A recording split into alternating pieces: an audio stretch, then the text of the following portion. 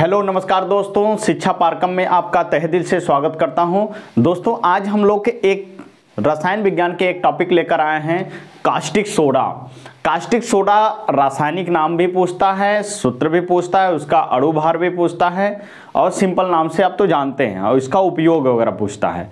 ठीक है, हमारे एलपी एग्जाम के लिए बहुत महत्वपूर्ण है और जो कि हम इसके ऊपर बात करेंगे। ठीक है, अणु सूत्र इसका क्या होता है? कास्टिक सोडा का अणु सूत्र होता है NaOH। क्या होता है?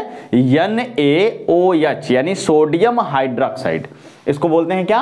सोडियम हाइड्रोक्साइड यानी NaOH। Na क्या है? सोडियम है, OH क्या है? हाइड्रोक्साइड है, इसलिए दोनों नाम मिलाकर बोल देंगे हम सोडियम हाइड्रोक्साइड। ठीक, आगे हम बात करेंगे उसके रासायनिक नाम क्या है? Sodium hydroxide. कभी आपसे पूछा जाएगा कि कास्टिक सोडा या सोडियम हाइड्रोक्साइड का रासायनिक नाम क्या है, तो आप उसका जवाब देंगे क्या है? Sodium hydroxide. इसमें यह टूटता है तो यह हमेशा जल के साथ टूटता है, तो यह सोडियम प्लस और OH माइनस में टूट जाता है। ठीक है, और यह होता क्या है वास्तव में? यह होता है क्षार। क्या है? इसकी प्रकृति कैसी है? प्रकृति इसकी क्षारी है। ठीक है, यह क्षार उपस्थित होता है। ठीक, आगे हम बात करेंगे इसका अणुभार जो है क्या है? अणुभार कैसे निकालते हैं? जो तत्व होते हैं उनके परमाणु क्रमांक जो होता है उसके ऊपर, जो तत्व होते हैं उसके ऊपर क्या लिखा होता है? उसके परमाणु भार लिखे होते हैं। तो सोडियम का परमाणु भार होता है 23। कितना होता है? परमाणु भार 23 होता है, तो इसलिए 23 और ऑक्सीजन का कितना होता है? 16 होता है, इसलिए हो जाएगा आपका 16। हाइड्रोजन का तो आप जानते हैं 1 होता है। अगर हाइड्रोजन की बात करेगा कि हाइड्रोजन का वास्तविक परमाणु भार कितना होता है, तो हाइड्रोजन का वास्तविक परमाणु भार होता है दोस्तों 1.008 होता है, इतना परमाणु भार।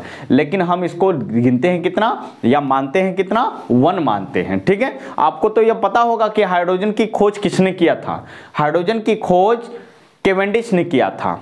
किसने किया था? केवेंडिश ने किया था हाइड्रोजन की खोज। ठीक है, और हाइड्रोजन क्या क्या है? परमाणु भार 1.008 या 1 होता है, तो इसलिए 1 किए, इनको टोटल जोड़ देंगे तो कितना आ जाएगा? कास्टिक सोडा का अणु भार आ जाएगा आपका कितना? 40 आ जाएगा। ठीक है, आगे हम बात करेंगे सामान्य नाम क्या होता है? Caustic soda. आपसे बार बार पूछा जाता है एग्जाम में कि कास्टिक सोडा का सूत्र क्या है, रासायनिक नाम क्या है, उपयोग क्या है, कास्टिक सोडा का उपयोग कहाँ करते हैं, इस तरीके से क्वेश्चन आते होंगे। ठीक, आगे हम बात करेंगे निर्माण विधि। वास्तव में कास्टिक सोडा बनता कैसे है? कास्टिक सोडा वास्तव में बनता कैसे है? तो हम लिखे हैं क्या? सोडियम क्लोराइड के जली विलयन में। क्या हम बोले? सोडियम क्लोराइड के जली विलयन में। जली विलयन का मतलब है जल मिलाने पर। ठीक, उसके बाद कह रहा है वैद्युत प्रवाहित करने पर। उस जब जल में हम NaCl को घोल देंगे और उससे बिजली का प्रवाह करेंगे, यानी विद्युत का प्रवाह करते हैं, तो यह वियोजित होकर सोडियम हाइड्रोक्साइड उत्पन्न करता है। सोडियम हाइड्रोक्साइड उत्पन्न करता है। इसी को हम क्या बोलते हैं? इसी को बोलते हैं कास्टिक सोडा।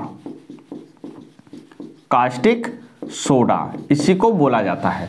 ठीक, अब आगे क्या है? क्लोरीन गैस और हाइड्रोजन गैस भी बनता है। या तो आप कभी भी ऐसे भी दिखा सकते हैं कि NaCl है और जल के साथ क्रिया किया गया तो आप बनाएंगे NaOH प्लस HCl, ये भी बता सकते हैं आप, कोई दिक्कत नहीं है। ठीक है, लेकिन फिलहाल में आप इसको इतना जानिए। ठीक, अब आगे हम बात करेंगे कि इनको बैलेंस करना है। जब बैलेंस करना है यानी संतुलित करना है, तो आप संतुलित कैसे करेंगे? यानी सोडियम देख रहे हैं यहाँ पर 1 है, तो सोडियम 1 है। यहाँ पर क्लोरीन कितना है? 2, तो 2 क्लोरीन बनाने के लिए यहाँ पर 2 का इंटू करेंगे हम, तो अब 2 सोडियम चाहिए भी, 2 का इंटू कर दिए। अब यह क्या है? बैलेंस हो गया। हाइड्रोजन 2 यानी हाइड्रोजन 4 हुआ, तो इसको भी 2 का इंटू कर देंगे, बैलेंस हो गया समीकरण। ठीक, तो कास्टिक सोडा का निर्माण कैसे हुआ? सोडियम क्लोराइड के जली विलयन में जब हम वैद्युत धारा का प्रवाह करते हैं तब हमारे पास बनता है कास्टिक सोडा, क्लोरीन गैस और हाइड्रोजन गैस या हाइड्रोक्लोरिक एसिड बनता है। ठीक है, इस तरीके से हमारा रिएक्शन होता है यानी निर्माण होता है। कास्टिक सोडा का। कास्टिक सोडा का उपयोग जो है आपका क्या होता है, साबुन तथा अपमार्जकों को बनाने में, साबुन तथा अपमार्जकों के निर्माण में। प्रमुख रूप से अगर कहा जाए, साबुन दो तरीके से बनेगा, यानी जब सोडियम हाइड्रोक्साइड का प्रयोग करेंगे तो अच्छे क्वालिटी का साबुन नहीं बनता है, घटिया प्रकार का साबुन बनता है। जो घटिया प्रकार का मतलब जो है, जो बहुत साबुन मोटा होने के बावजूद भी वो टूट जाता है, ठीक है, भंगुर होता है। भंगुर का मतलब टूटना जल्दी, मोटा फिर भी है लेकिन टूट जाता है, उसको हम बोलेंगे क्या है, भंगुर। और यह कास्टिक सोडा का प्रयोग करते हैं तब वो भंगुर होता है, जल्दी साबुन खराब हो जाता है। अगर इसी के साथ अगर हम कह दें पोटेशियम हाइड्रोक्साइड का प्रयोग करेंगे साबुन बनाने में, तो हमारा साबुन जो होता है अच्छे क्वालिटी का साबुन बनता है और वह जल्दी भंगुर नहीं होता है, ठीक है, वह जल्दी भंगुर नहीं होता है। इसलिए हम कास्टिक सोडा का प्रयोग करते हैं साबुन बनाने में और कास्टिक पोटास का प्रयोग करते हैं, यानी यहाँ पर कास्टिक पोटास है, यहाँ कास्टिक सोडा है। कास्टिक पोटास अच्छे क्वालिटी का साबुन, कास्टिक सोडा घटिया प्रकार का साबुन, ठीक, इस तरीके से बनता है। आगे हम बात करेंगे कृत्रिम वस्त्र के निर्माण में। कृत्रिम वस्त्र के निर्माण में मतलब बनाना, हम बनाते हैं वस्त्र का निर्माण करते हैं, रेशम वाले कपड़े बनाते हैं तो उसमें कास्टिक सोडा का हम प्रयोग करते हैं। आगे कागज के निर्माण में, कागज को या लकड़ी को की बहुत लुगदी बनाकर उसमें हम क्या करते हैं, कागज का निर्माण करते हैं, ठीक है। इसलिए हम बात करेंगे कि कागज के निर्माण में भी हम प्रयोग करते हैं कास्टिक सोडा का। उसके बाद तेल के शोधन में, तेल के शोधन में भी प्रयोग करते हैं कास्टिक सोडा का, ठीक। आगे हम बात करेंगे व्यंजकों के निर्माण में, कास्टिक सोडा का प्रयोग करते हैं दोस्तों, व्यंजकों के निर्माण में प्रयोग करते हैं। अगर आपसे कभी भी बोल दे, अगर नहीं आप लिखे हैं या नहीं जानते हैं तो आप एक उपयोग तो ऑलरेडी हमेशा याद रखिएगा, प्रयोगशाला में अभिकर्मक के रूप में हम कास्टिक सोडा या किसी भी का यूज पूछ रहा है तो हमेशा प्रयोग करते हैं, सभी केमिकलों का प्रयोग करते हैं अभिकर्मक के रूप में, कहां पर, प्रयोगशाला में, ठीक।